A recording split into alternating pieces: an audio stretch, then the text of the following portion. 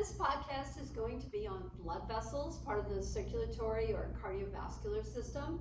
And so when you say cardiovascular, vascular always pertains to blood vessels. So BVs is the official abbreviation for blood vessels. And we already know there's only two kinds of blood vessels, arteries and veins. Arteries will always have a red color associated with them for color coding purposes, and veins are always blue.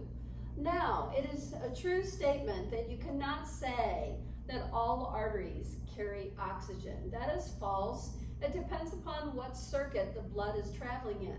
And that will be part of other lectures on the cardiovascular system, blood circuits.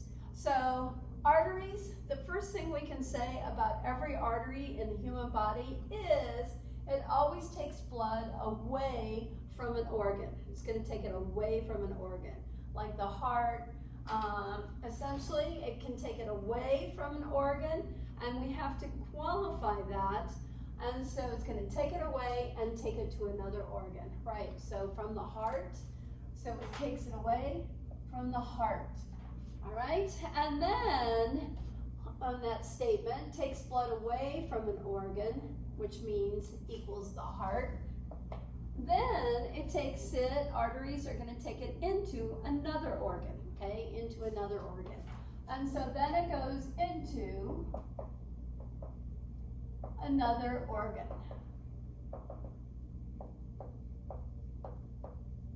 Into another organ. So that's the big statement we can make about arteries. Now, are there other things that you should know about arteries in general? Yes. First of all, when you're looking at them on slides, or just even grossly in a cat or a cadaver, they have a more rounded lumen. They're more rounded, and they tend to be smaller in overall size, smaller. And so, more rounded lumen and smaller in size. Right. And so, why is that? It's because down here, all arteries have elastic fibers in their wall. And so elastic fibers are the same type as collagen fibers, which are connective tissue protein structures. So elastic fibers give it the stretch, the flexibility, and so also holds it really tight like Spanx. And so elastic fibers are found in the wall of the artery. So this half of my drawing, I'm just going to put elastic fibers in here. And so you're going to see this on slides. You cannot see it grossly, but these will be the elastic fibers on the artery side of my drawing. So elastic fibers will look like this. Little wiggles, squiggles right here, elastic CT, ECT. All right, perfect. So basically, when you have a tighter wall, then basically you have good peristalsis, right? You got good push power, and so the blood moves very, very quickly in the arteries. All right, then. Another true statement about the arteries is there's only valves in, number one place, the beginning of the aorta, the aortic valve, okay? And then there's a valve in the beginning of the pulmonary trunk. So the two blood vessels coming out of the heart, basically, these valves start those two blood vessels, those two arteries, the aortic valve and the pulmonary trunk valve, right? And then we have arterioles in arteries, especially in the kidney to prevent backflow, in the afferent and efferent arterioles, so we don't have backflow into the glomerulus. Now, before I label this picture of the wall of an artery, and we know it's a tubular organ, let's go over and compare veins to arteries, okay? So I wrote it in blue because veins are blue. And so, first of all, they have an irregular shaped lumen. Very strange looking lumen. It's not round, it usually is stretched out, irregular shape. Then, the next thing I can say about all veins is it takes blood into an organ, okay? Into an organ. And what organ does it take it into? Basically, the heart, right here. And so when you say veins take blood into an organ, you have to be talking about the heart, okay? So the IVC and the SVC are two huge veins that are going to take all the blood into the right side of the heart, all right? And then after that, after you talk about the heart, then what are veins going to do? Veins take blood away from an organ, okay? Away from an organ. And that's a true statement. So it's just the opposite of our arteries on the other side, okay? And so when you're talking about the heart, it's different than the rest of the organs in the human body, okay? All right, then the next thing about veins is they have no elastic CT in their wall, none. And so basically they're gonna be stretched out more easily, and so they stretch out, and when the vein wall stretches out, so it's called varicose. And you've heard of varicose veins. Can arteries become varicose? Yes, they can, but it's more rare because basically they've got that elastic to fight back to hold their size and shape better. But anyway, they definitely, the veins get stretched because of no elastic fibers. And so because they have no elastic fibers, veins in general are larger and bigger, and they do carry more blood actually. So that's because of the lack of the elastic fibers. And we also have valves in all sizes of veins, every size, the venule, the extra small, the medium, and the large. And so they prevent backflow, right? And so no backflow. And so that's the function of the valves. And so now I'm going to use this picture in the middle, okay? In the middle to basically illustrate the wall of a typical artery and vein.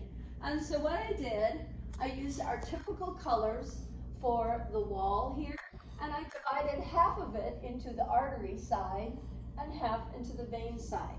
Now you're going to like this because before we always had 5 tunics to deal with, but because the tunics are hard to see in blood vessel walls, basically we're going to only have 3 tunics, okay? 3 tunics. So I'm going to label these for you. So we're going to start with the outside right here. And this used to be tunica serosa right here, simple squamous, and the dense reg underneath. Okay, great. Tunica adventitia. Now, these 2 are going to get renamed into our new tunic. And so what do we call it? You're going to like this. Tunica externa. Very easy. External on the outside layer. And so tunica externa. So that's going to be those 2 combined. Great. Now we do tunica muscularis, which is always the biggest layer. And so basically right here, tunica muscularis. All right, we've got that. And now this is going to become something else. And so it's going to be called tunica media. Media means it's in the middle, okay? It's in the middle. Tunica media. So it's renamed. And then our last layer is going to be here. And so tunica, you had tunica submucosa, all right, which is the dense reg. And then we had all this, our 3 laminas right here, tunica mucosa. And now we're going to rename this to tunica interna. Tunica interna. And so it's the inside layer of all blood vessel walls, right? And now they even renamed the lamina epithelialis because now they have a specific name for it right here. So lamina epithelialis is equal to endothelium. Endothelium, it is still simple squamous ET, and that's what all your capillaries are made out of. And we'll do one more drawing on the sizes of blood vessels, and we'll use these tunic names in that drawing. All right, so basically, that's the wall. That's the wall. We had the three laminas before, lamina muscularis, lamina propria, the Luci, and then we always have the lamina epithelialis, and now that simple squamous inside of all blood vessels is always simple squamous. All right, so now we have to draw a valve, okay, a valve. And a valve is essentially going to be made out of basically the tunica interna. Oh, one other thing about the tunica interna. Sometimes, like if you read the book, it is called the tunica intima. Intima. A lot of people don't use that anymore because it's intimate with the blood. Whatever is what I say. And so I like tunica interna because if you use externa, what's the opposite? Interna. So I would not use intima, but basically there are some doctors that do like to use that term. All right, so now let's make a valve, okay? And so a valve is made out of the same layers, whether it's in an arteriole over here or in the aorta, and it's going to be made out of the tunica interna. So the first thing we're going to do is we're going to make some simple squamous ET cells like this. And then they're going to come down, little thin ones, just go like this. So basically, it's going to have, this is going to be a valve. And it's going to be made out of tunica interna. And here we go. So here's the simple squamous right here. And then we have to put some Luci underneath it. So the Luci is going to come in here and feed it with capillaries, okay? So it will be feeding it, the Luci. All right, so it's in there.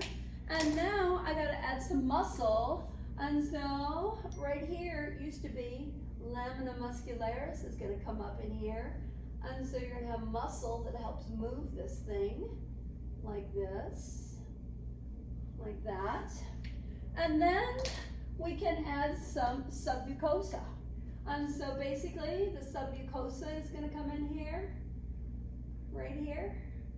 And so it goes in there in the middle.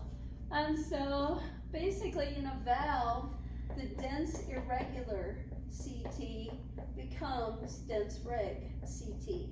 It just stretches out, and so it gives it more support in the middle of the valve. And so basically this is a one-way valve. When the blood comes through, it'll push back, and then when the blood goes through, it flips back and it seals the lumen, right?